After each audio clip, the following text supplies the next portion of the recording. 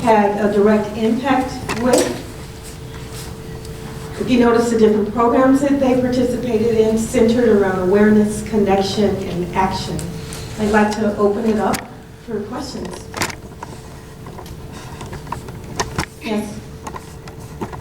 One of the themes that stood out to me as you were talking is the impact that your experience had on your careers. And I wondered if maybe you could talk a little bit about whether you saw this as reinforcing what you wanted to do, changing what you wanted to do, or maybe something else entirely.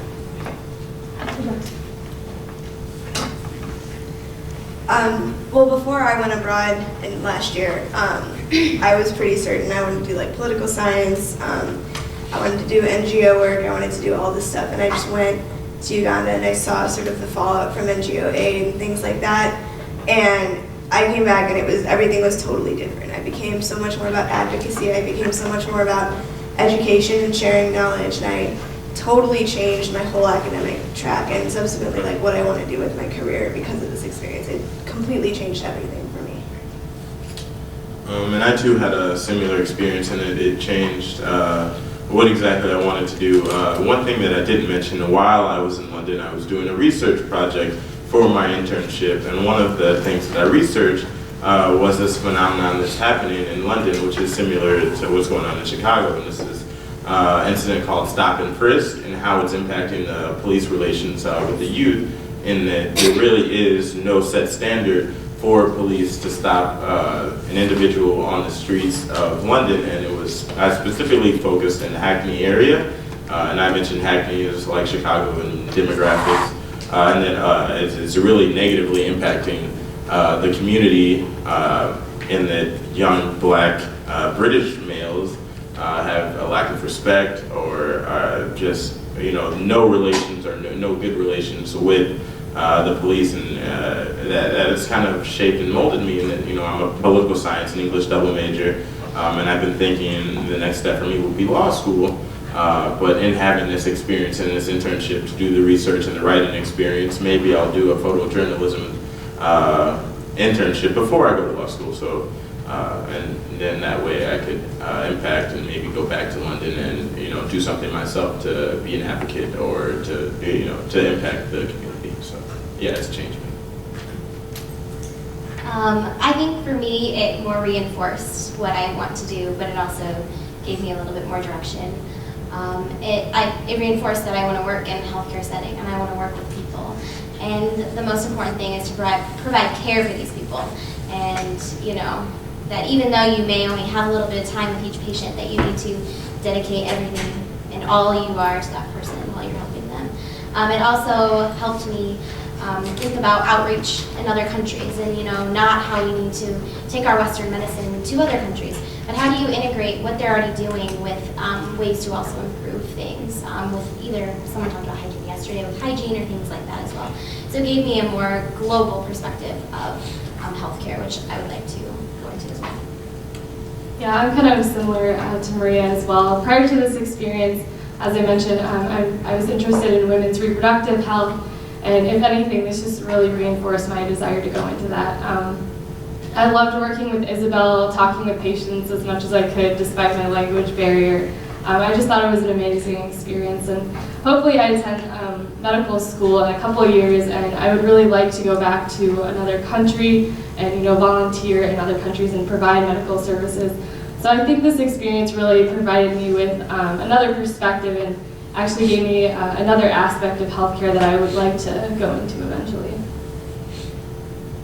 The beauty of my program is that it combined my love of biology with my love of French.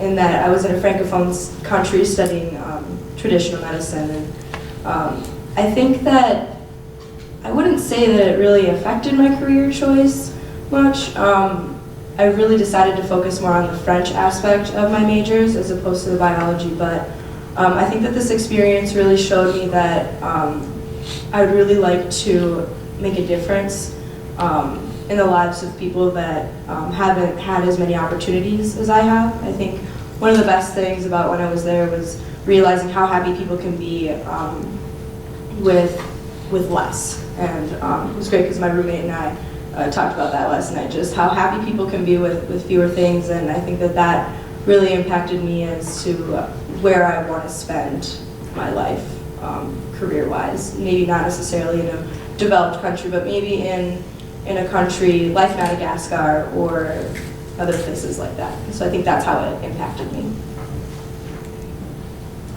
So I guess it's kind of a weird question to ask me because I'm a biology major and next I'm going into genomic sciences for grad school. So Greenland was like completely different, completely unrelated, studying glaciation, and the thing I got most out of it was anthropology.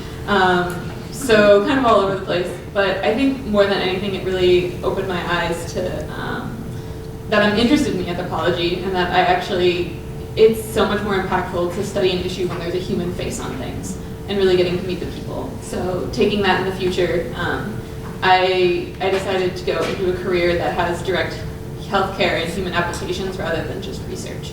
So.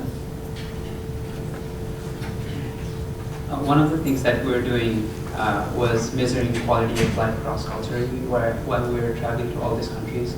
We're looking at health, wealth, and happiness of people. And that really changed my perspectives on things. And I realized that I really want to travel, and I'm gonna get that different perspectives by being there and talking to people and stuff. And I realized that I don't really like biology. So I'm a few classes away from bio major, but don't.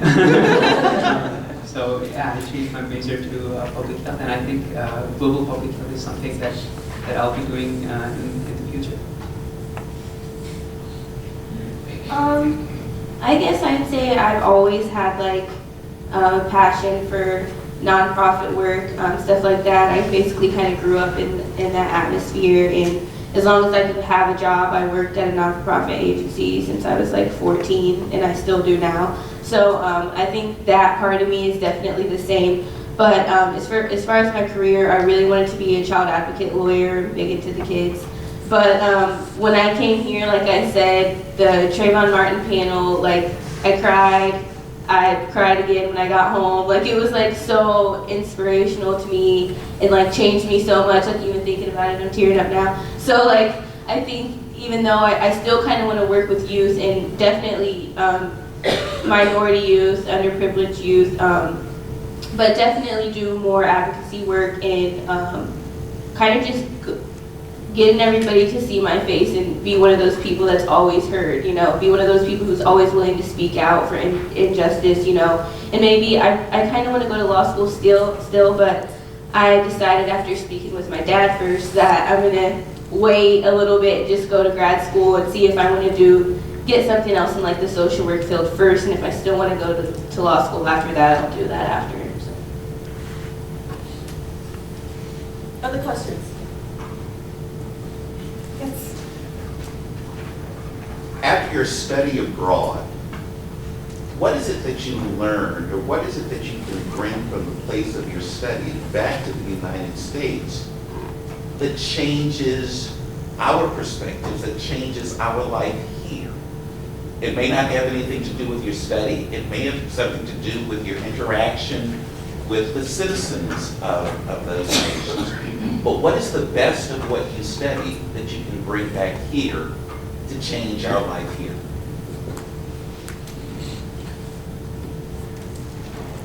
Something I was able to bring back with me that's just sort of independent from everything I talked about is before I studied abroad, I always thought that I was a really well-informed, really just well-grounded person. I was always aware of prejudice, I was always aware of inequality, and I was always willing to speak out and speak up against it. And I thought I was really conscious of, oh, I don't have any, I mean, I have privilege, but I'm willing to share it, and I'm willing to acknowledge that others don't, I'm willing to help them.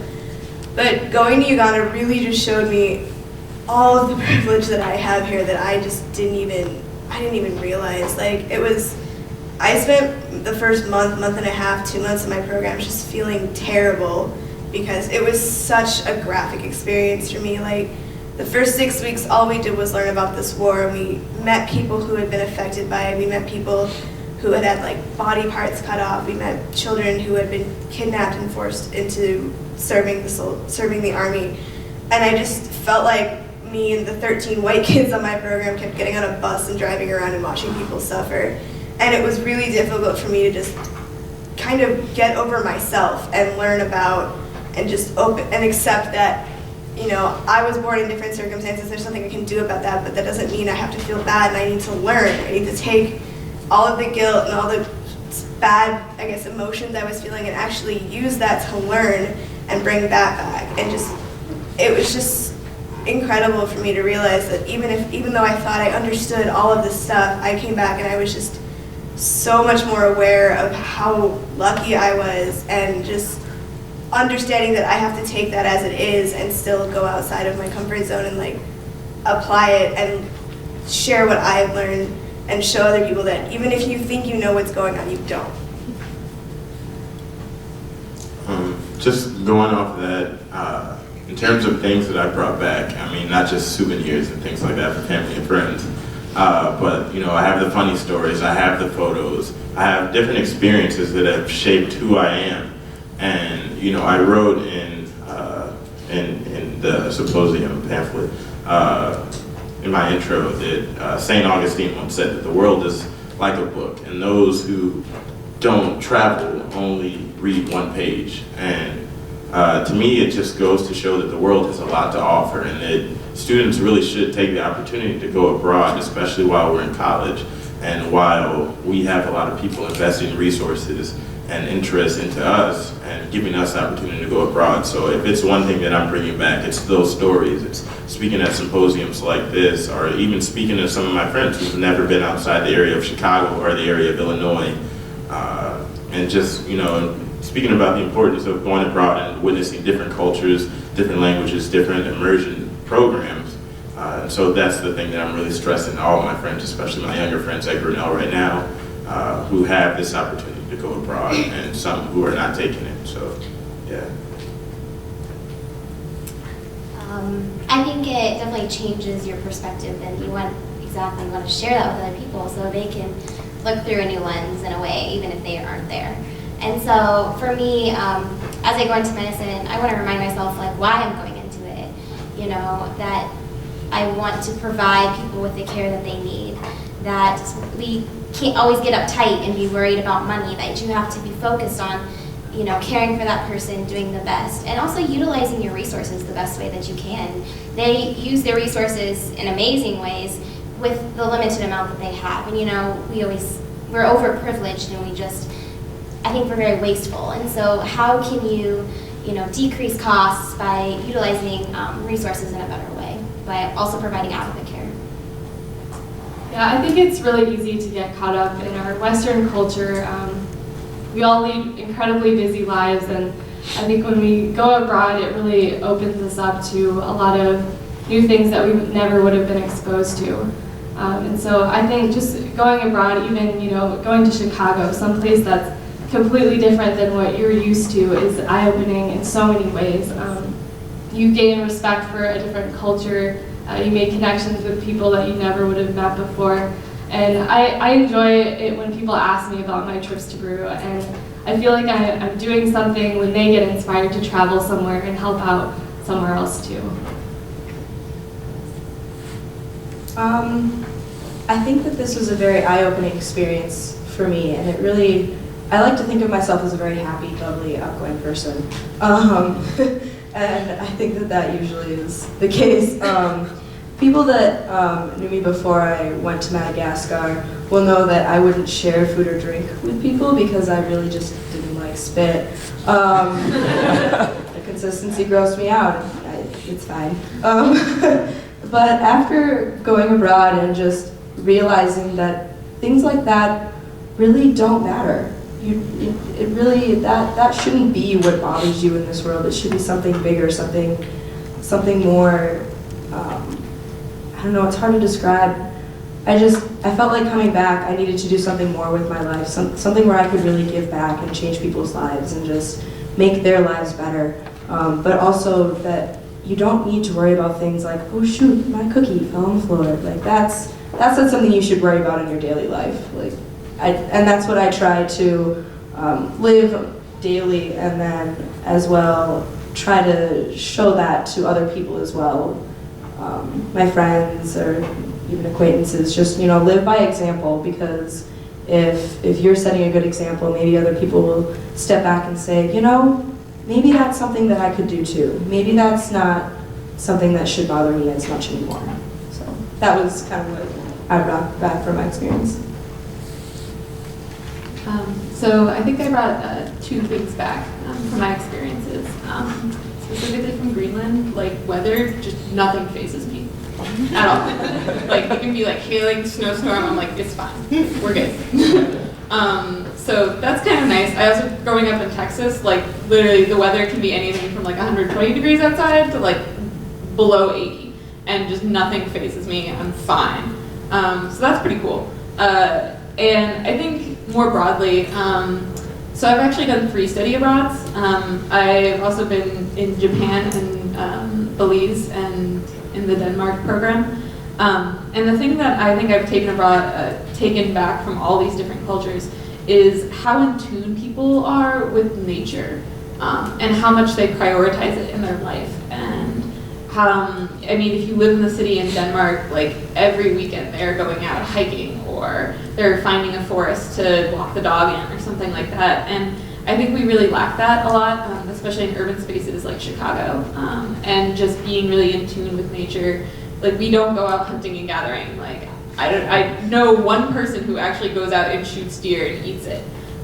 One person, like in all of the thousands of people that I know. And I think that place of nature and that reliance on nature that other societies have. Like for example, in Belize, a lot of people supplement their fishing diet with conch shells, which I did not know was edible. And they eat the conch out of the conch shell, and that's like a major source of food. Did not know that. And just being able to like actually gain things from nature. We don't even garden anymore in America. That's kind of sad. And I think that people are happier and better for being in touch with nature.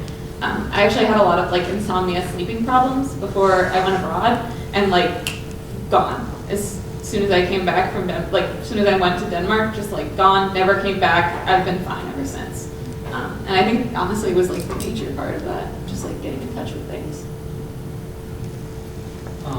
For me, I brought a lot of pictures, and that made people really jealous. So there were times when some of my friends avoided me. They were like, "Hey, global kid, don't talk, and you'll be jealous." But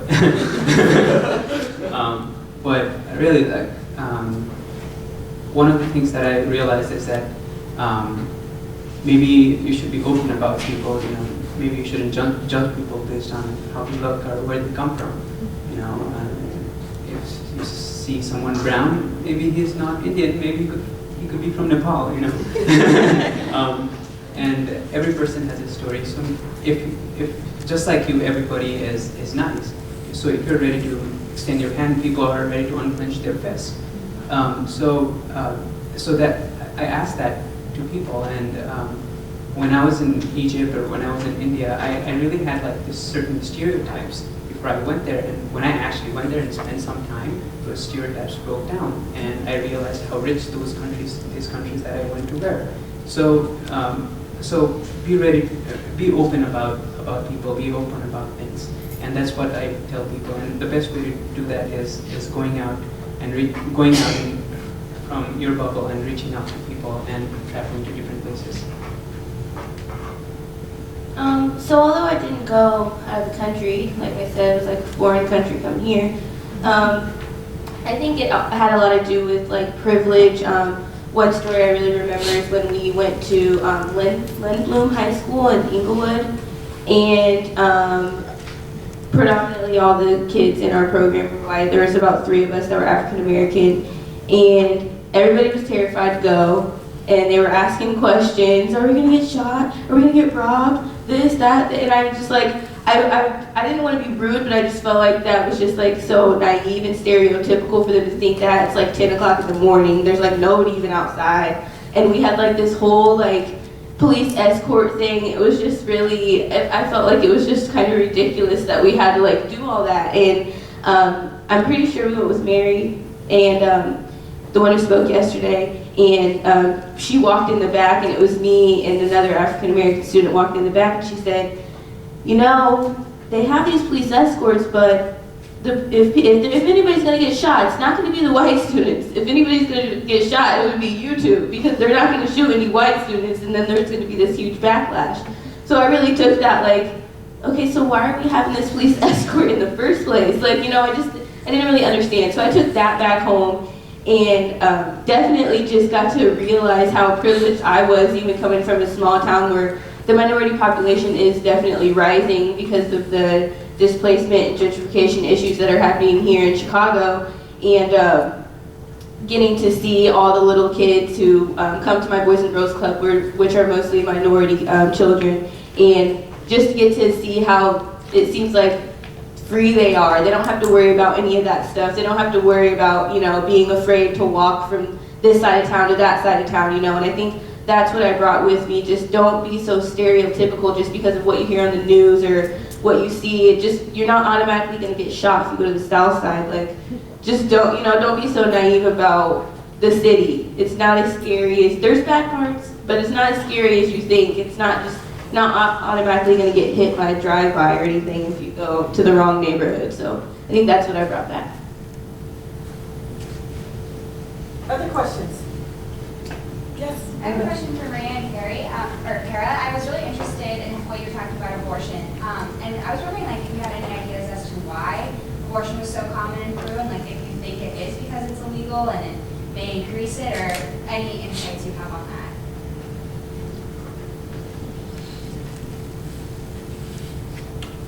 Yeah, I do think that the main reason that they are so common in Peru is because they're illegal.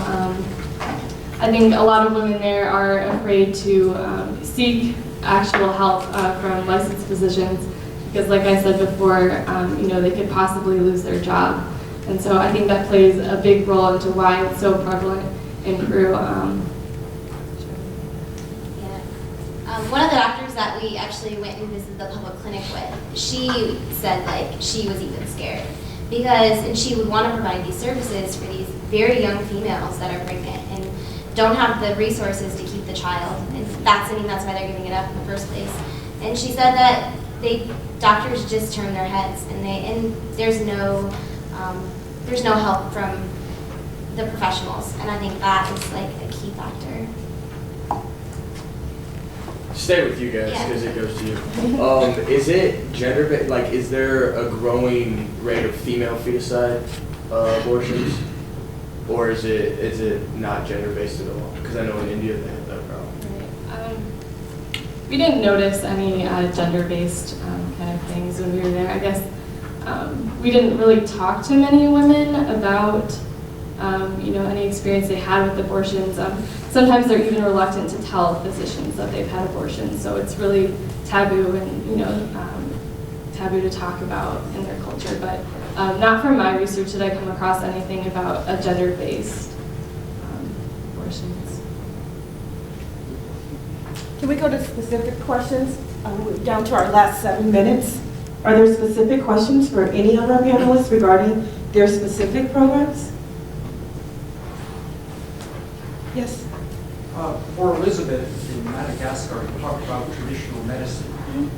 From my experience in South Africa, there's often, in addition to traditional medicine, sangomas who are interpreting or diagnosing disease or illnesses with the help of ancestors and so forth. Was there that side of traditional medicine also in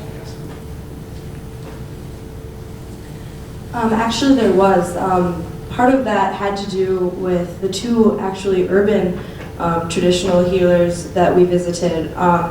The first traditional healer would look into, he would light a candle for the soul of the person that was in the room, and they believed that for every human soul on earth there's an ancestral soul as well, and so the light is what attracts the ancestral soul to that place, the building or the room where the traditional healer and the patient are. And what happens is, in both cases with the first and the second, the traditional healer would listen to the symptoms that the patient was having, the different issues that they were having, and then as the patient sat there, the first traditional healer would, I don't know if you remember from my PowerPoint, but he was sitting in front of a mirror. And so he would look into the mirror and pray. And as he was looking into the mirror, it was like he was looking into the souls of the ancestors, and the ancestors would help in diagnosing what the patient was feeling. For the second traditional healer, it was hard to see because it was very dark. The building didn't have any electricity. It was lit by the candles of our souls. And so after he had listened to the symptoms, he would go behind his curtain and he would pray to the ancestors to see if there were any treatments, or I'm sorry, not treatments, just diagnosing. And the first traditional healer would actually give medicinal plants and would give treatments, whereas the second traditional the urban traditional healer that we visited would solely give holy water and prayer regimens. And I don't know if it was placebo or just the fact that their faith was so strong, but often people were healed.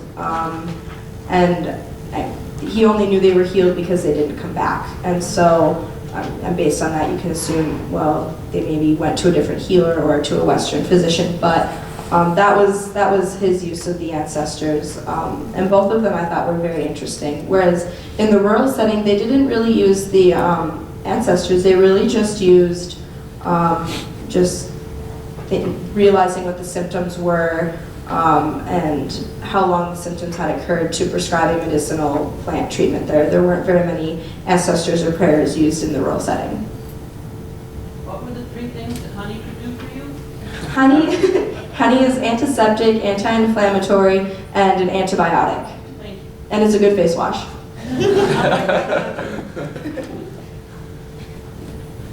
Other questions? Yes. Oh, this one I guess it probably could go out to anyone, but maybe Kelly or Sidhu could talk about this because of their experiences.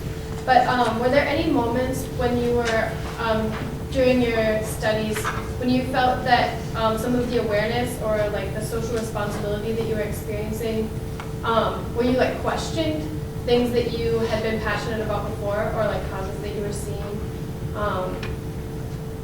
Yeah, like, I can't think of a good example. Does that make enough sense, I guess? Or like, complications that you were seeing on the ground that suddenly caused you to question your own assumptions that you had come in with? Well, in Uganda, there's, like I was saying in my presentation, everyone's seen like the Coney 2012 video. But there's been, what really struck me is I came in with knowledge of invisible children, with knowledge of the conflict, and like, I had no idea like the kind of role the government played and the kind of divisions that were in the country as well. Like, it's such a multifaceted thing, and like, everyone, you know, kind of jumps on this bandwagon that like child soldiers, we need to help them, and that's 100% true, that's totally true. But you have these people who are displaced because the government told them if they didn't go into these IDP camps and leave everything that they had ever known, they would consider them rebel collaborators, and if the LRA didn't kill them, the government soldiers would come in and kill them because they would be rebel collaborators. You have this just colonial sort of prejudice against the Acholi overall, where, you know, when the British colonized Uganda, they considered the Acholi to be like only good for working and for fighting. They weren't given any sort of education, and the infrastructure in the north of the country is entirely non-existent for the most part. Like, we traveled to each of the regions in Uganda, so there's the north, the east, the west, and central Uganda, where the capital is. And we'd go and we'd have lessons and we'd bring in outside speakers, and they'd be like, well, yeah, there's a war in the country, in the north part of the country, but look at how much we've developed.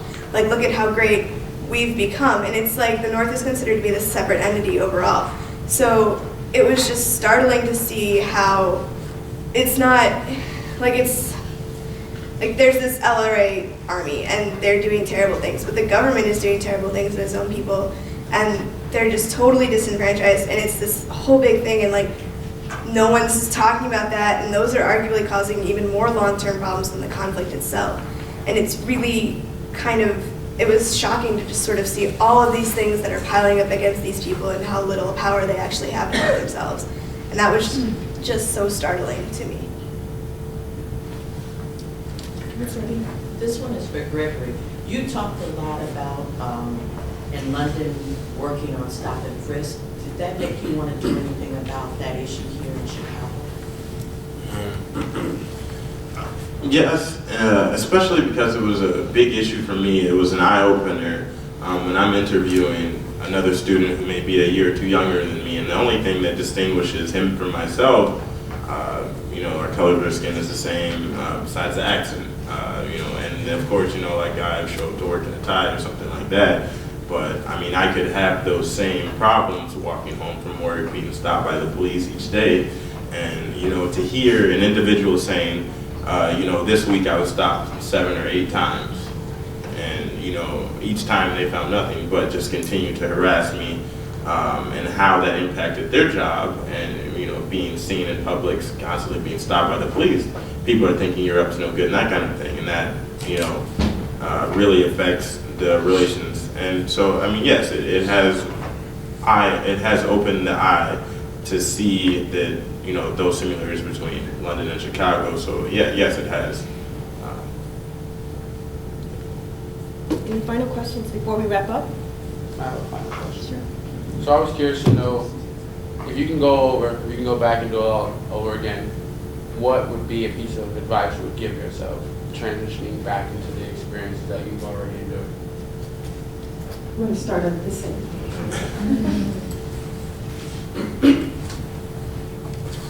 Here, I would definitely say learn your sense of direction. I had no idea how to use the bus system. Even when other people got it, I would just kind of follow behind them because I had no idea. I could figure out the number and all that.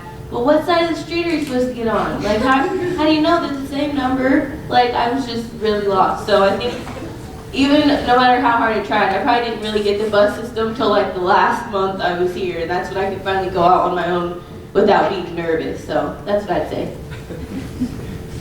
I wouldn't really change a whole lot of things because, there were times when I went to a country not knowing much about it, and that was very, very meaningful because I was in this adventure, and sometimes I learned about country beforehand and then went to that country and it was a different experience.